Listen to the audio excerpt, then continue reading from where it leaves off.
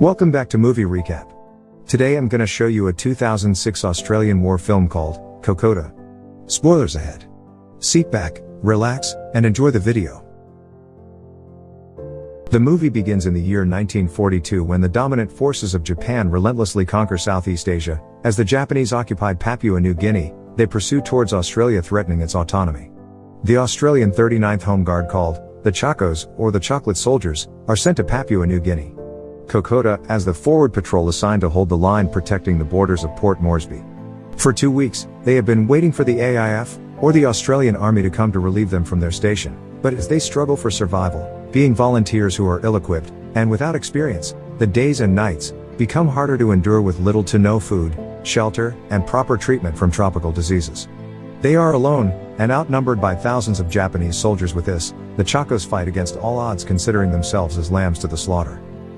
Jack wakes up from a terrible nightmare where Max, his brother, suffers a fatal injury to the stomach with a snake inside his intestines. Jack's nightmare is caused by the side effects of malaria having been left untreated for days. Jack visits the field doctor to ask for quinine, a medication for malaria, but receives none, for the doctor insists that they lack any medical supplies to help them. Instead, he encourages Jack, who seems hopeless, telling him to have faith in their commanders. The lieutenant then calls on Lance Corporal Wilstead, commanding that Burke stays as the second man to assist on Bren, a light machine gun, and that they have a 2 hours notice before their group head out for the night.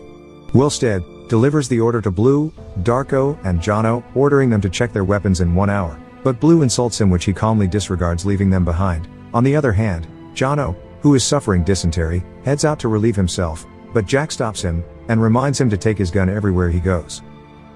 Later that day, as the group waits for the lieutenant, Sam sings a satirical song about General MacArthur, the hero of Bataan, and General Blame, the hero of Bardia and Greece, explicitly mocking them, which entertains the group all the while preparing for the 24-hour ration in the jungle. The lieutenant arrives, and instructs them to take the same position as yesterday, but the only difference now is that the intel tells them that the Japanese will attack at night, as they will need to carry on their mission to hold off the advances of the Japanese as long as possible, since they are the only troops available to do the task before the AIF arrives. As they head to the jungle, they pass by a few injured soldiers carried by some fuzzies, also known as the indigenous people of the land, helping them return to the station. Upon reaching their area of defense, they settle at different spots to secure the area, and wait the whole day standing by. The lieutenant of their unit gives each pair some grenades to use against the enemies. The group waited for hours on standby, experiencing both the extreme weather of the heat and the cold rain. Later that day, the lieutenant uses his binoculars to see any suspicious movements on the opposite side, and notices some faint motions, but he is immediately killed by a Japanese soldier in a camouflage hiding behind him, which signals the start of the attack. Sam pounces at the same Japanese soldier as Dan tries to shoot him, and fortunately kills the Japanese. The Chacos retaliate as the Japanese continue to conceal themselves, making it difficult for them to shoot the targets. Wilstead, who is shocked by the death of the lieutenant, escapes the area and hides under a big fallen trunk, but is then bayoneted in the eye when his enemy caught him.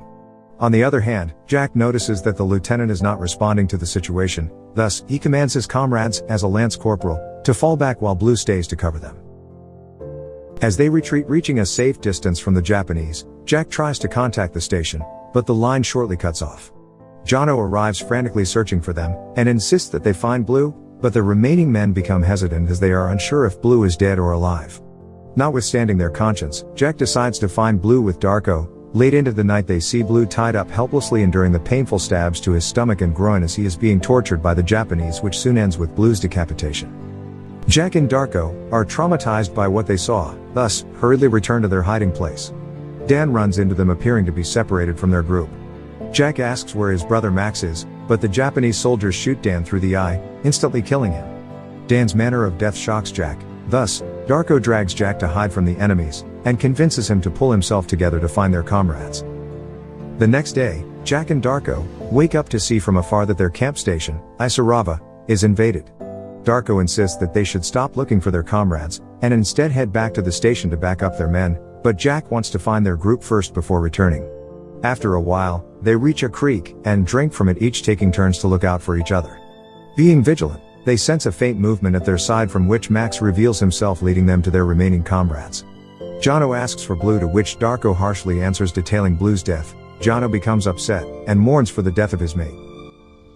After they have their fill, Darko, Jack, and Max plan their way back to Isarava, following the direction of the creek. Darko points out that the injury of Sam will slow them down, but Max responds by suggesting they carry Sam using their handmade stretcher. However, Sam proceeds to walk with the aid of a rod. Shortly after, they continue to journey on their way back to their station. Jono excuses himself to poop. Sam does him a favor by cutting a small tear on Jono's shorts for ventilation, and easier secretion, which Sam did the same to himself. When they reach a steep part of the land that requires them to climb up it, Jono complains about what seems like to him a never-ending trail, but Burke encourages him to keep going by setting Sam as an example, who despite his knee injury, tries to keep up with them without any complaint. A day on the rough terrain immensely weakens Sam, making it harder for him to catch up, causing the group to slow down, nearly running into the Japanese. As the group becomes more and more exhausted by the travel, they almost didn't notice that Sam is missing. Fortunately, Max goes back to find him crawling in a different direction, almost losing them. At nightfall, they set up a camp in the middle of nowhere to rest up and keep themselves warm for the night. Jack trades with Max to take a watch of the group, and while he keeps watching from a near distance, Sam sneaks out to leave himself behind without their knowledge, as he feels he is a burden to them. The next day, the group awaken to find Sam gone, a message which they understand to be his willful sacrifice. They then proceed to leave the place as Sam stays hidden in a hollow tree stump. While the group continues on their track, Max sees a figure behind a tree which he assumes to be Sam. Suddenly, he is shot to the stomach by a Japanese patrol, and the group strike back at them. Max is fatally wounded, and is unable to walk. He requests to be left behind, but Jack does not want to leave him. The group carries Max in a handmade stretcher, and passes through a river where Jono almost drowned.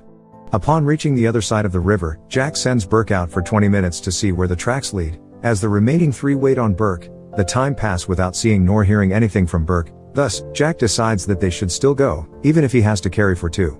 Suddenly Burke shows up, and leads them to an abandoned village. Arriving at the village, they take refuge in an empty house where Max can rest.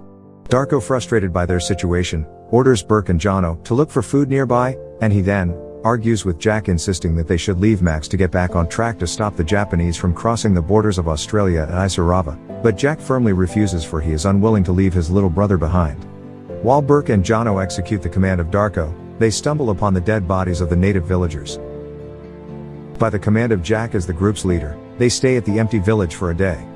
Jono and Darko bury the dead native villagers found near the area, while Jack and Max reminisce about their childhood days, which eventually leads to Jack being finally convinced by Max to leave him behind, as he has done his best to take care of him.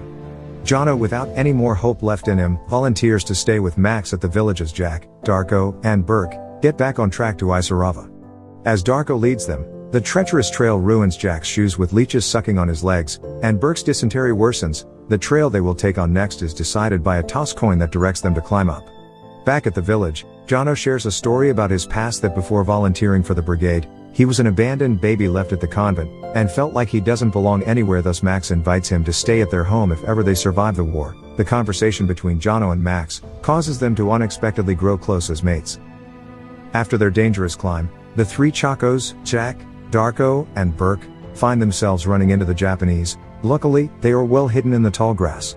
Later that night, having to patiently wait for hours, Darko's impulsive instinct drives him to sneak at one of the Japanese soldiers against the orders of Jack. Despite being heavily outnumbered by the enemies, Darko without a second thought recklessly stabs a Japanese watcher while the rest of the Japanese men are sleeping in camp. Jack throws a grenade at the enemies as Burke shoots the rest of them during their escape, resulting in a failed ambush attempt. The next day, Darko and Jack get into a petty fight. Burke notices an Australian soldier pass by. They call at them, but are welcomed with hostility as guns fire at them.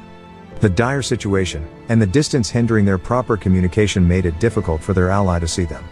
Then, Jack and Darko remember their secret code, which is Wulu Mulu, and they respond using it, which saves them.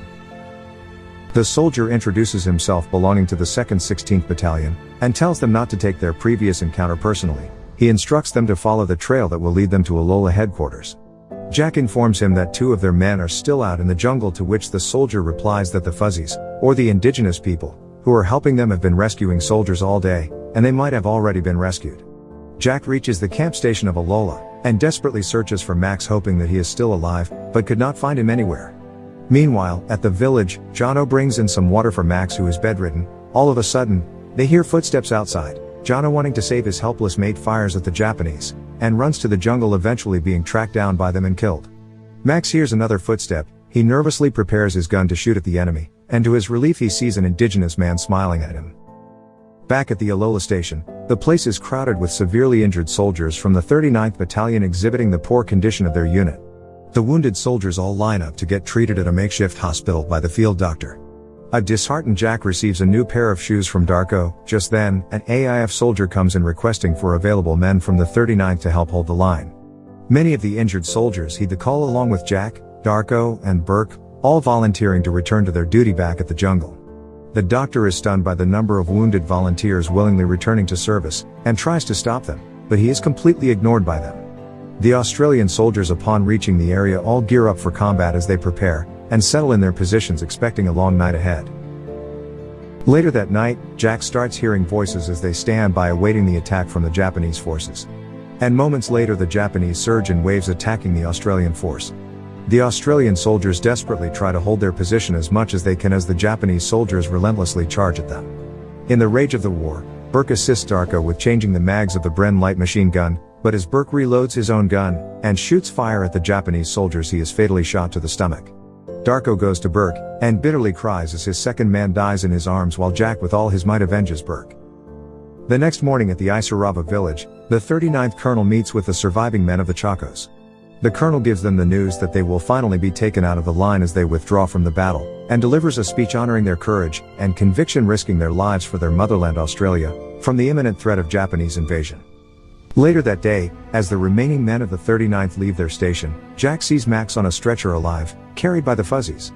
Max survived his fatal wound, and Jack feels utterly relieved to be reunited with his brother. The movie ends with information from the war at Isarava village where it states that the Australian soldiers are forced to withdraw for being massively outnumbered by the Japanese. It took 3 more weeks of bloodshed before the Japanese retreats despite almost capturing Port Moresby, and that it was the first time that the Japanese were stopped in the Second World War, thus, successfully securing the sovereignty of Australia. A memorial is also dedicated to the Australian soldiers who fought at Isarava village, where 4 words are read as, courage, endurance, mateship, and sacrifice. Thank you for watching. Subscribe for more videos like this to help the channel out. Have a nice day.